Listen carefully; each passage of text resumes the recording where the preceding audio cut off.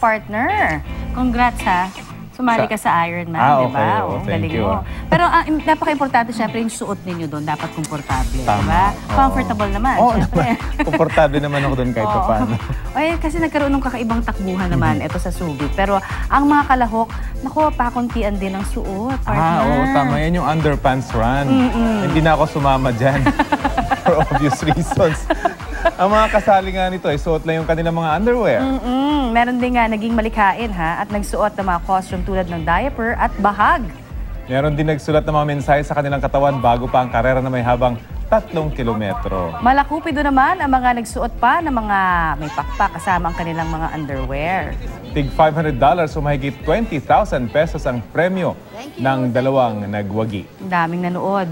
Oo. At for a cause naman yan. Oo. Kung ano yung nalikom dyan, ibibigay Ibigay sa nila. charity. At tradisyon na yan sa mga Ironman triathlons. Ayun naman pala.